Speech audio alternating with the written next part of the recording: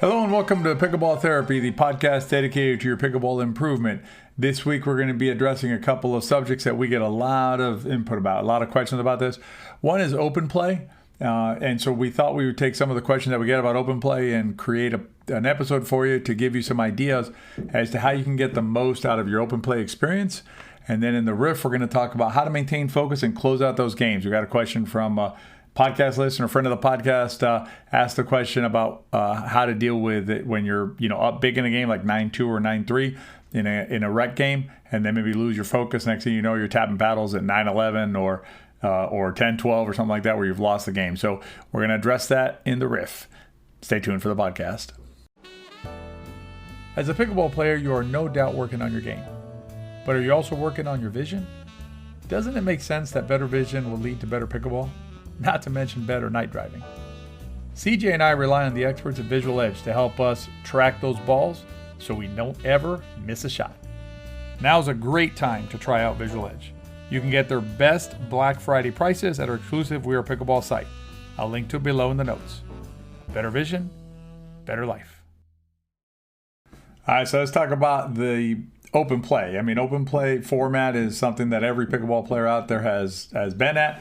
We have all played open play and probably still play open play today.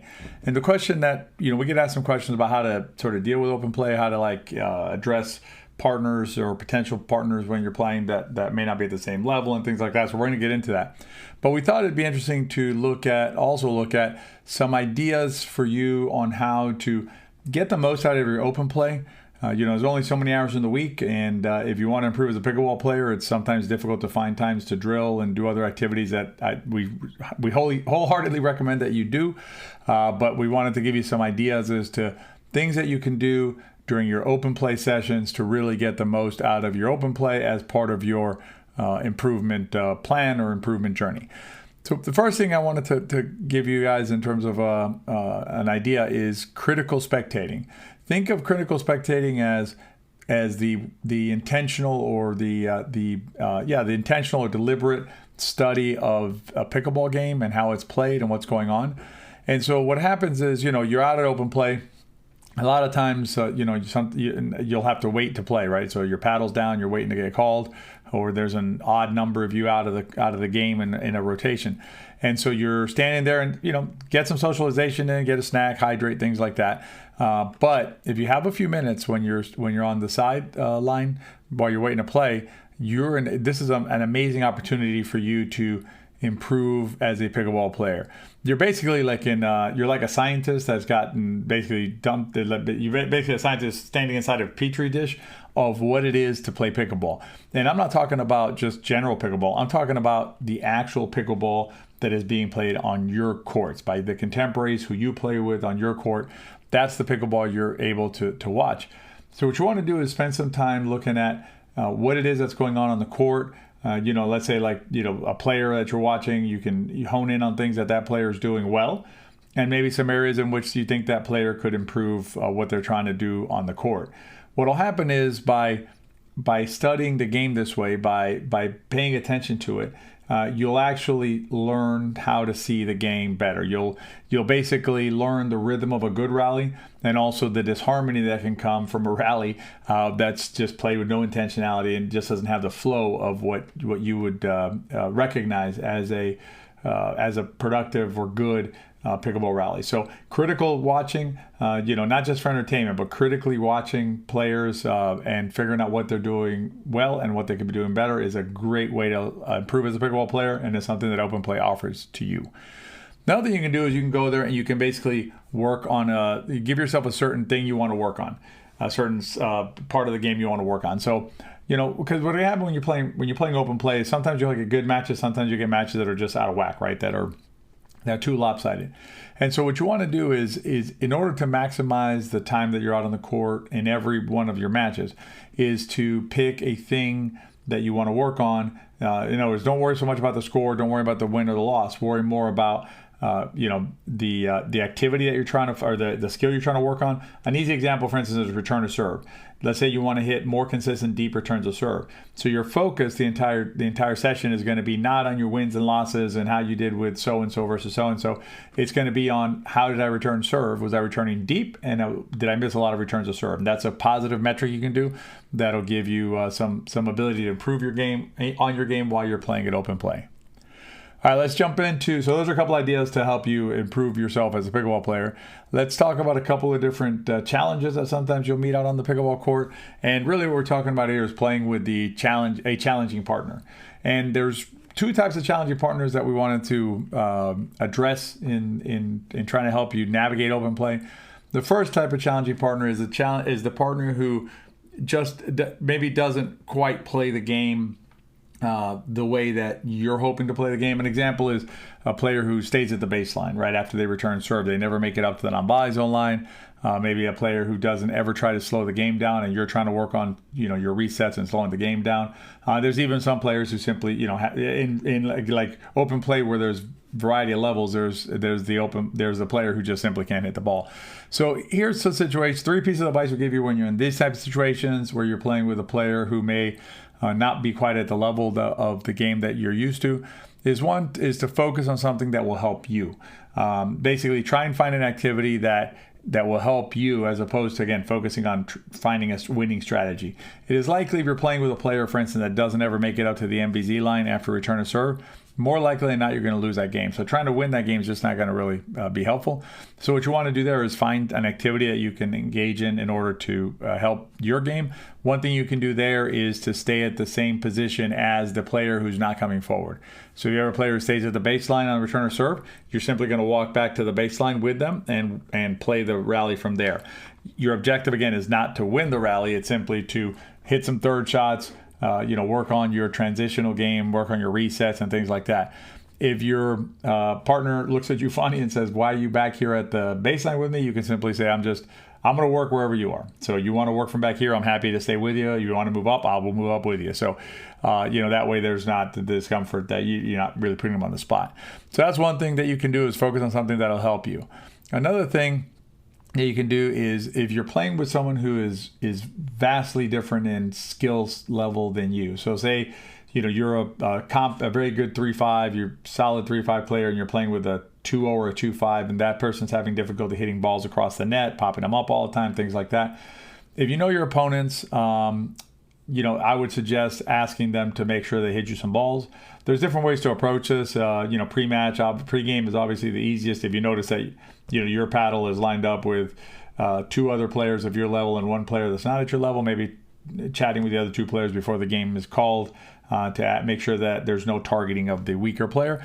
It's also important not to freeze them out. So you kind of want to play the ball basically pretty standard, wherever you would normally hit the ball there. And then the last thing is, try and maintain a healthy perspective. It's probably, not just likely, but it's going to be an expectation that you're going to lose the game when you're playing with that partner as your partner. Everyone on the court knows it's going to happen, so it shouldn't be upsetting, when you tap out at 2-11 or something like that. It's basically, expected, and you're not going to be any less of a player or whatever because that happened. Are you ready to take your game up a notch? Or maybe 3? We designed the WeArePickl Success Path specifically to help you as a player and as a pickleball athlete. Join the hundreds of players who CJ and I have helped along their journeys to play a more complete and confident pickleball game. Join our mailing list and get a front row seat to our December 2021 webinars for free. Reduce pop-ups, improve your serve, and beat the bangers. All with the tips in our webinars. Go to WeArePickl.com and sign up. I'll link to it below. So that's what we recommend that you do. Some suggestions for when you're called out to the court with a partner who may not be exactly at the level that you're hoping to play with during that session. Now I want to switch gears to the more perhaps the bigger situation, not the bigger situation, but the potentially more damaging situation, which is when you run into the not nice player, the whining player, basically the negative energy player. And here you have a couple of choices. So one situation is where you're playing with the person who just never happy on the court, just complains about everything, the net balls, the wind, the color of someone's shirt, whatever it is. And also when you get like someone who's very negative out there, just negative down on themselves, down on the game, down on whatever, there's one option, with those players, we generally recommend, to go ahead and play with them and basically, try and find techniques to allow yourself to shut off the negativity coming your way. Shut it off in the sense of, not letting it affect you. Perhaps that's some empathy, understanding that this other player has some demons that they're wrestling with or had a rough week or whatever it is, and having some empathy for their situation and not letting it bother you. Another thing would be, upping your focus. I mean, that's a good way to exercise your focus. It's interesting about something like focus, and we're going to talk about it in the riff, but, it's one of those things that we don't, we don't really like, we don't exercise it, right? We work on our third shot, we work on our serve, we work on movement and whatever, but we don't spend time working on our focus, and then we go out to the pickleball and assume that the focus is going to be magical. It'd be like assuming that your third shot is going to be amazing if you've never worked on it. Anyway, so we'll talk about that a little bit more. But this is a really good way to work on your focus. So instead of listening to the negative noise coming your way from the player, really focus on whatever it is that you're trying to accomplish, the ball, the movement, and things like that. And that'll basically drown out the negativity. The next player, though, is a little more, presents a little different challenge. And that's when there's a player who's either a level of negativity towards you, perhaps, basically not niceness person that's going to be out there. If you get to a situation where you just can't deal with it, you just can't overlook it, then the simplest answer there is to simply decline the invitation to play. Remember that every time you get invited to play, when the paddles are held up, that's an invitation for 4 players to go out to court 1 or court 7 or whatever and play a game. Just decline the invitation. Indicate that you'll skip this one to put your paddle back in rotation. If you lose your spot, whatever, that's life. But our suggestion to you is that you basically want to have control over yourself and your agency in the game and decline those invitations. One last note as we talk about open play is just generally in terms of sportsmanship. I think it's important to note that we're responsible for our own sportsmanship, but I'd suggest you're also responsible for the sportsmanship of others, not in the sense of making them good sportsmen or sports people, but in protecting yourselves from less than stellar sportsmanship that may be expressed. And so, avoid the temptation of targeting the weaker player, but still try and get that player involved in the game if you can. Try to continue to mix your games up, right, in the sense of who you play with. Sometimes you'll play, hopefully, with better players if they're listening to this podcast as well, but also play with players that may not be quite at your level. Remember that, I'm going to guess that when you started playing, there were players who were better than you, and those players helped you. It's the same thing now. It's kind of paying it forward. And then, remember that pickleball requires you to have a partner and 2 opponents, right, if you're going to play it. So, when in situations where you've suffered a loss and things like that, show respect to yourself, but also to your opponents by remembering that a loss for you means a win to them. And, at the end of the day, what we want to stress is whatever you're doing out there, maintain your agency as a human being and as a pickleball player. Maintain the boundaries that are necessary for you to enjoy your time out there. And you have a right to maintain a positive and healthy relationship with pickleball, and no person should be able to take that away from you, deny you it.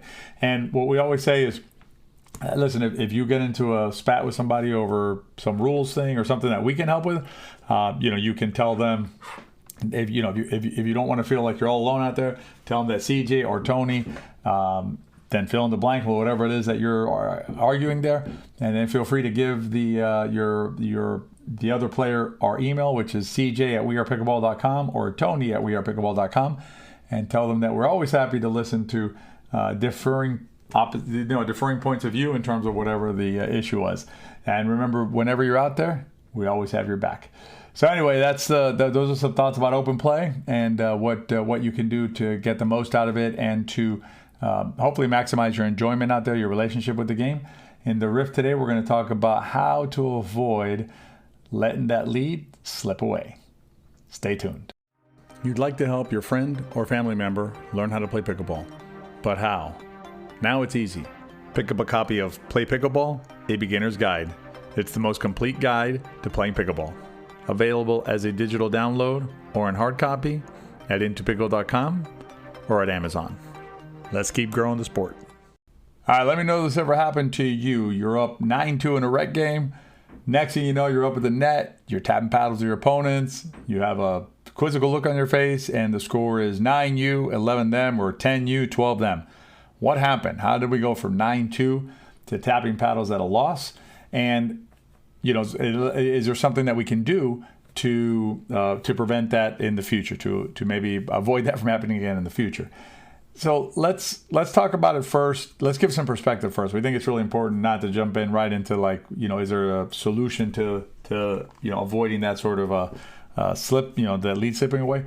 But some perspective, right? Which is that when you're up 9-2 and the match ends up or the game ends up in favor of your opponents, remember that the loss that you suffered was an amazing victory, an amazing comeback by your opponent. So let's make sure we keep that in mind when we're out there. And if that happens, if basically you were up 9-2 and then your opponents came back and just fought hard with status and perseverance, I think sometimes you just tip your hat to them and move on, right? So let's talk about times when the big lead slips away, not because of something that our opponents did, some great play by them, but just something that we did in our play or maybe our focus that caused us to let that lead slip away. The most useful suggestion that we can give you about keeping your focus and staying in the game so that you can close that out is to really focus, really pay attention to the process. What that means is you're going to basically, instead of thinking, you're not going to be thinking big picture, like about the score's 9-2 or whatever else is going on out there. What you're going to be focused on is you're going to be focused on the next ball coming across the net. Basically, what's the ball coming across the net, and importantly, and this is part of the process, what is it that I would normally do here in this situation? So instead of trying maybe like a fancy shot or something that doesn't make a lot of sense, I'm going to basically continue to do the same things that I've been doing before because I'm following my process. I'm paying attention to my process. And one way you can do that, a real micro way to do that, is you can use this concept that we learned from Tim Gallwey in The Inner Game of Tennis, his book, The Inner Game of Tennis, which is, it's called hit bounce. So basically what you're going to do is you're going to tell yourself in your mind the words hit and bounce whenever the ball's hit and whenever the ball bounces. That really brings your mind's attention to the ball and exactly what's happening with it, and it'll keep you there and avoid potential for distraction. So, remember, as I mentioned earlier, focus is something that you need to work on. If you're going to, if you want to improve your focus, just like if you want to improve your third shot, you need to spend some time working on focus. And when you're out there playing, as you play rec games and things like that, spend some time between games, bringing back to your focus, come back to your focus, use bounce hit as a technique, and hopefully it'll help you close out those games when your opponents have not, haven't really earned the victory away from you. So anyway, that's the podcast for this week. Hopefully those tips on open play and keeping the focus will help you out when you're out there. If there's any topics that you want us to cover in the podcast, just like this week, we had this was some input from a podcast, a listener and friend of the show. So if you have anything you want us to cover, send us an email, tony@wearepickleball.com, and we're happy to put that in the queue for consideration and for discussion in the podcast. Hope you all have a nice week, and remember to rate and review our show. And if you enjoyed the show, share with your friends. If you liked it, they probably will too. See you next time.